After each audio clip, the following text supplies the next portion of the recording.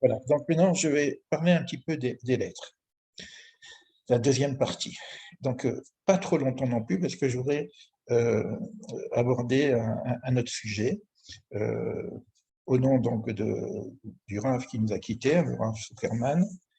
Et on a vu déjà la lettre bête. Je ne sais pas si vous voyez toutes les vidéos qu'il y a sur la lettre bête, et on a approfondi la dernière fois d'une vision un peu différente le travail qu'on a à faire sur la lettre bête. La lettre bête, on a dit que c'était la maison, et on avait vu que la maison, apparemment, c'est notre monde, mais en même temps qu'on a vu que c'est aussi euh, au-dessus c'est aussi dans les moukhrines, dans les chorma et dans le bina, pour ceux qui ont suivi le cours de la dernière fois. Alors, et que dans la maison, il y a le yud. Donc, il fallait découvrir la clé qui est à l'intérieur de la maison. Je dis souvent que la maison est fermée et la porte est fermée et la clé est à l'intérieur de la maison. C'est le petit yud qui est à l'intérieur de la maison. Donc, on a travaillé là-dessus. Évidemment, on n'aura jamais terminé avec le yud. On n'aura jamais terminé avec le bet. On n'aura jamais terminé avec le aleph, normalement. Et on pourrait se contenter que de ça. Alors, je vous ai proposé le Tav et donc la Torah. Oui, mais ça, c'est déjà, on est dans le 4. Pour l'instant, on reste dans le 2. Le 2, c'est le Bet, c'est la première lettre de la Torah, Bereshit.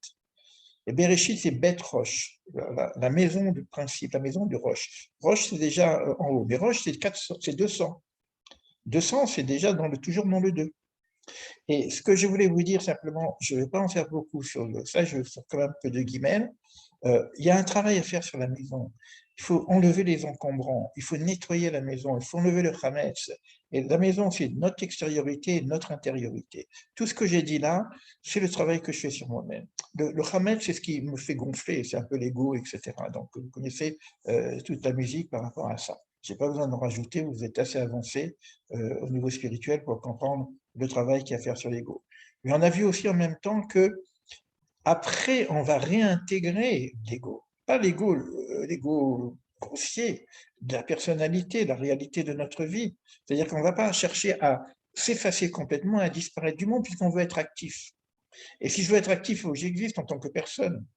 Donc, il va y avoir un niveau où je fais le bitoul, l'annulation de mon yesh, donc c'est-à-dire la réduction de l'ego, et après, je vais vers le bitoul de l'essence de moi-même, c'est-à-dire carrément comme si j'existe plus, mais non pas pour ne plus exister et être complètement dans le divin et ne plus, non, non, pour réintégrer justement le yesh, ma réalité et le monde, pour pouvoir être acteur dans ce monde-là. Donc ça, c'est ce qu'on a déjà fait et on en a parlé la dernière fois. Donc revoyez la, revoyez la vidéo là-dessus.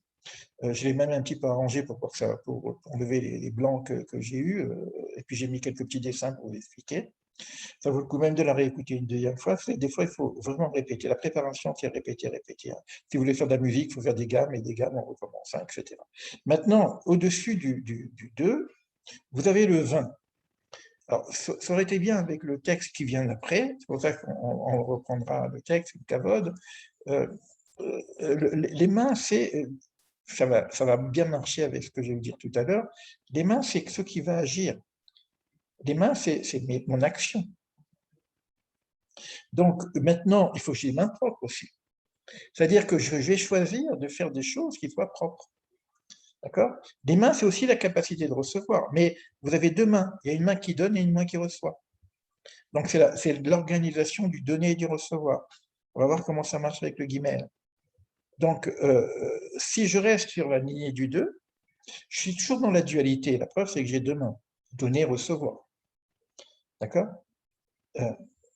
Ça veut dire que je vais être un artisan, gardez ce terme-là, de ma propre réalité. C'est moi qui va façonner mon moule. Parce que je vous ai montré que le CAF, que je vous ai mis la vidéo sur le CAF, c'est une cruche. C'est quoi une cruche? Ça reçoit de l'eau. Il ne faut pas qu'elle soit percée, parce que quand vous recevez de l'eau et que c'est percé, vous nourrissez les forces extérieures. Et ça arrive très souvent. C'est-à-dire qu'on monte en spiritualité, mais on n'a pas préparé le récipient. Donc les mains, c'est de faire en sorte que je vais modeler mon récipient. pour qu'il soit capable à recevoir cette eau supérieure dont on a parlé tout à l'heure. Donc, je suis mon propre modèle. Je veux dire que c'est comme si je suis un artisan et que qui est fait avec de la terre, la cruche c'est de la terre, et que je forme mon terroir quelque part. C'est pour ça qu'il faut que les mains soient propres et qu'elles soient animées par l'influx divin, pour ne pas faire n'importe quoi de mon moule. Parce qu'en fonction du moule, ben, vous recevrez ce que vous recevrez. En fonction de vos actions, ben, en fonction de nos actions, parce que je me mets dedans, ben, je reçois ce que je reçois.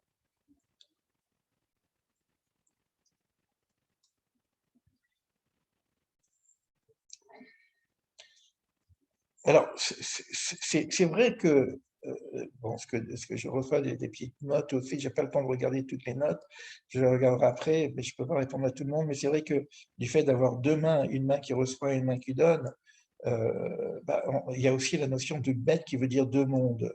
C'est vrai aussi. Donc, je vais me préparer à faire que ce monde soit un monde le plus juste possible, mais c'est vrai qu'il ne faut pas oublier que ce monde est un monde de préparation, un monde provisoire. Et ça correspond au bête encore qui vient dire deux mondes en même temps. Donc, quelque part, tout le travail qu'on fait, parce que le monde en devenir, c'est le monde qui vient, quoi. Donc, ce travail, c'est pour ça qu'on parle de quelque chose de totalement nouveau, dont j'ai parlé tout à l'heure. Ça veut dire que finalement, c'est comme si on va avoir un monde nouveau, tout simplement, avec le travail qu'on va faire là-dessus. Je vais quand même dire quelque chose sur le guimel.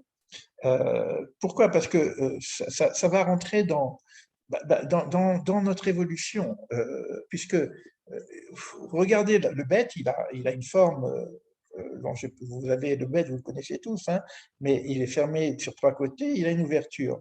Imaginez-vous qu'il y a un petit bonhomme qui est dans la maison et qui sort, et d'ailleurs le guimel, on voit qu'il y a des pattes, etc., on a quelqu'un qui marche, qui sort de la maison. Et le guimel va être en rapport avec justement le mouvement, d'accord? Le changement.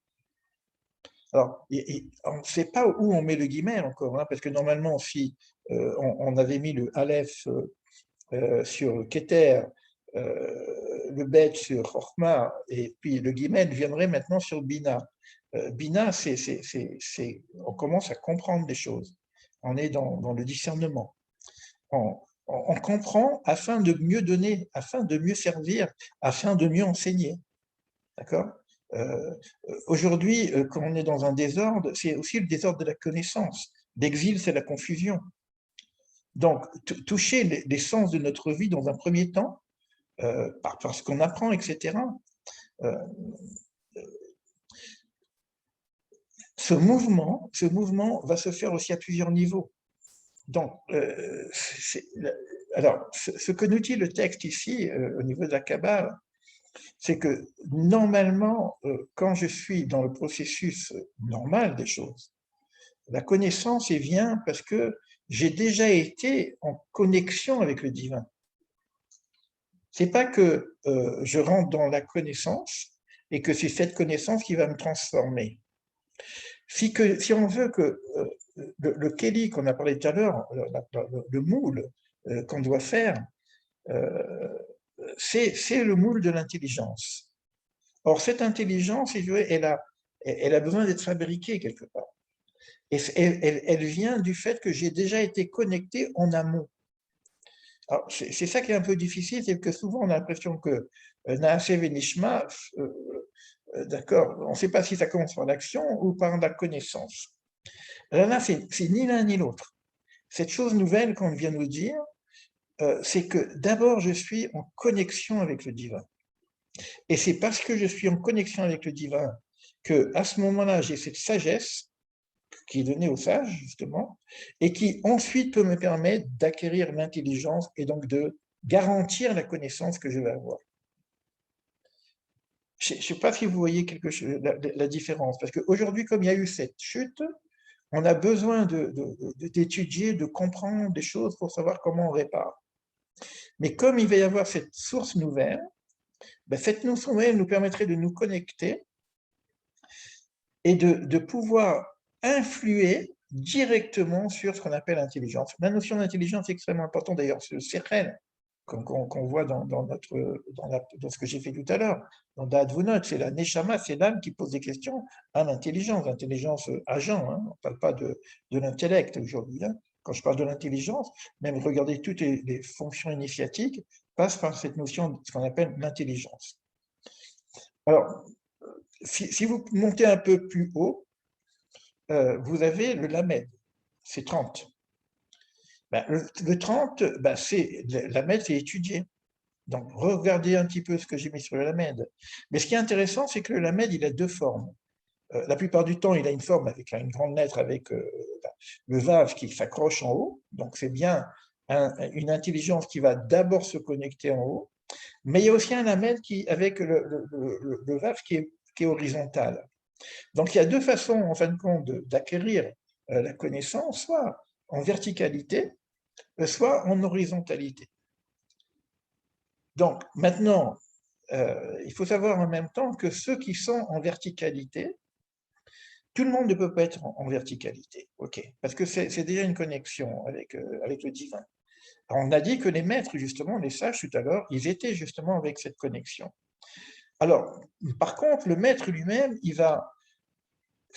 il cherche au moins des élèves aussi qui ont cette capacité de se purifier, même s'ils sont dans l'enseignement horizontal, parce que de fait de m'attacher à ce maître, bah, je vais atteindre moi-même, si tu veux, cette notion de dvekout, c'est en rapport avec la Emouna, dont je parlais tout à l'heure. On verra qu'est-ce que veut dire la Emouna.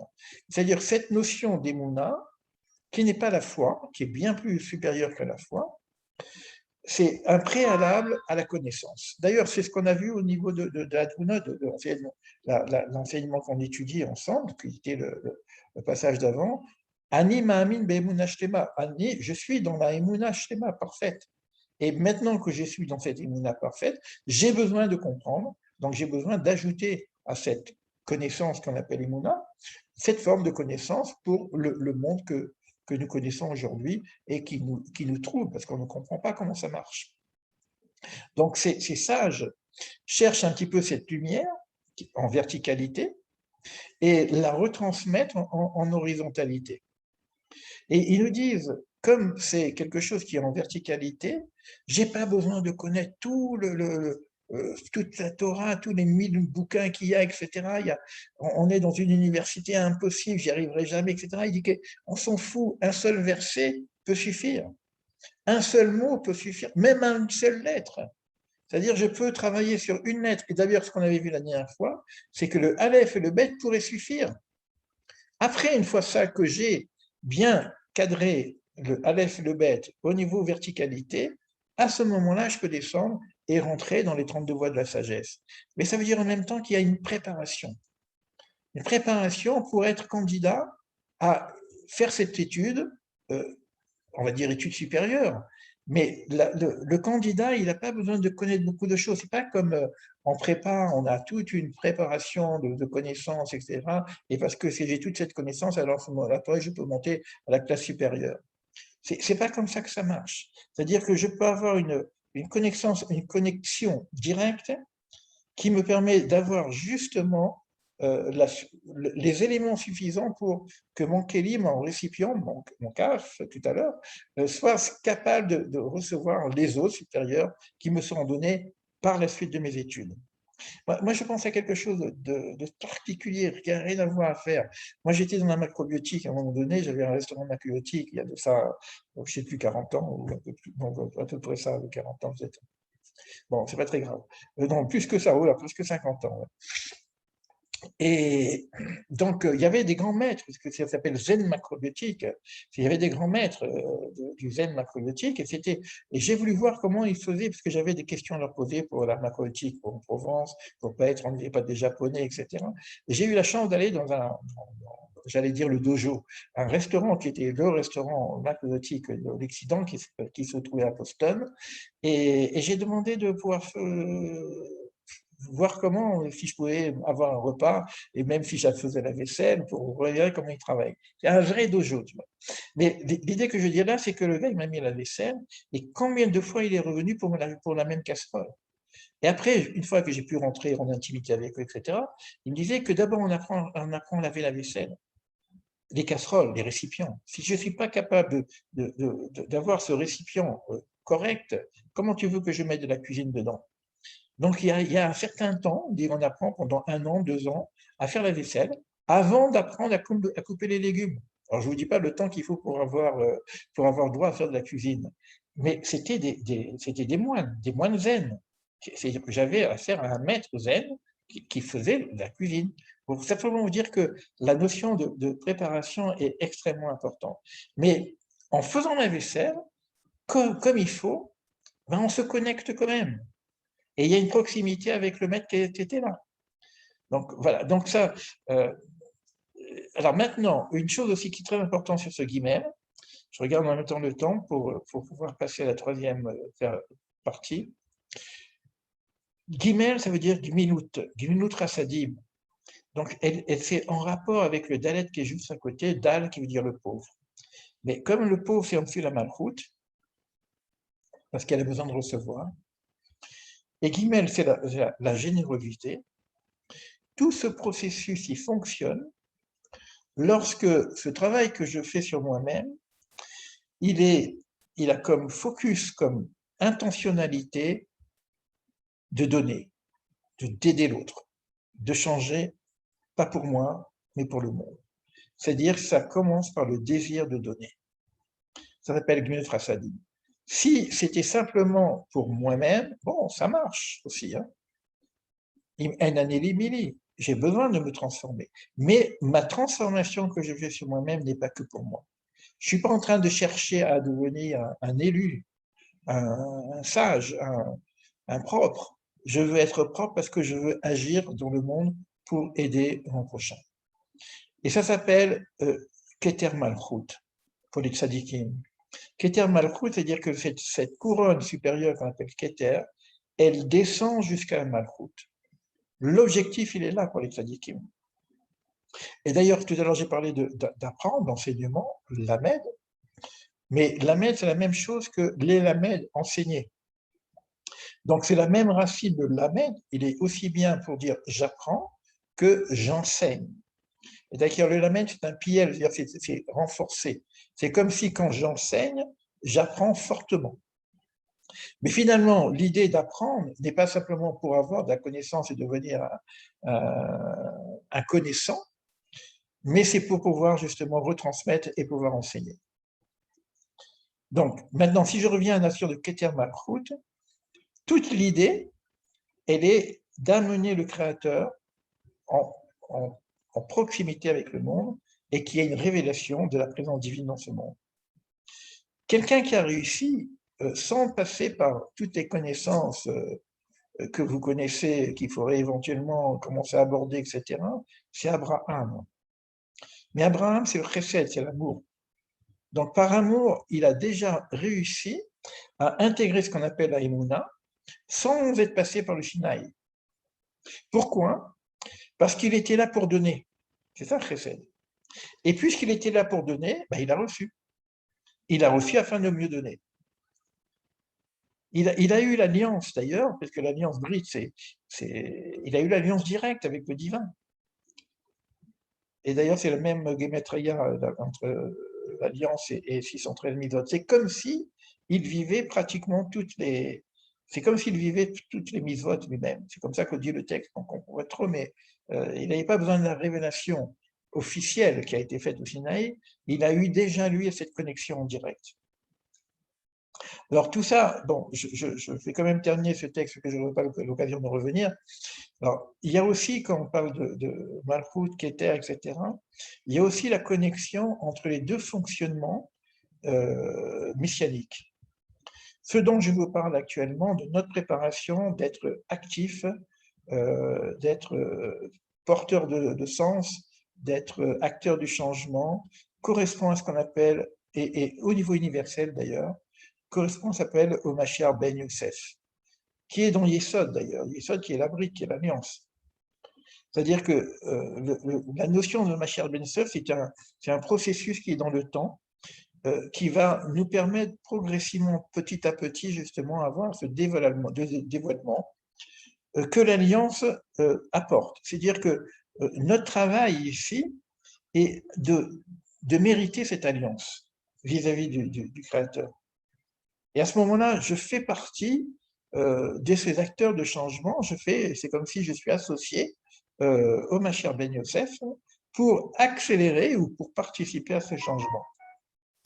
Alors, évidemment, quand il va y avoir le Mashiach Ben David qui vient derrière, c'est pour ça que le Mashiach Ben David passe par la Malchoute, donc en bas, plus bas, hein, c'est la réalisation finale, et celle-ci, elle va passer par ce qu'on appelle la Knesset Israël, dont on avait parlé depuis le départ. Alors maintenant, si nous, on est préoccupé à cette révélation, ce qu'on appelle la Géoula, simplement notre intérêt qu'on a, je dirais qu'à partir du moment où vous êtes là pour écouter un cours comme ça, c'est qu'on a déjà cette connexion avec l'aspect messianique de la création. Il y aurait beaucoup de choses à dire sur le guillemet. Je vous avais des enseignements que j'ai déjà donnés anciens. On va essayer d'avancer comme ça, progressivement, en préparation. S'il n'y a que des enseignements, ça ne fonctionne pas. C'est-à-dire qu'en même temps, il va falloir qu'on mette les mains dans la pâte et qu'on commence à travailler au niveau de ce changement. Et je vais vous en parler pour la troisième partie que je vais faire maintenant pour le souvenir de la mémoire de Rav Zuckerman, qui est un homme qui m'a aussi pas mal aidé dans mon travail personnel. Alors, je vais couper l'enregistrement.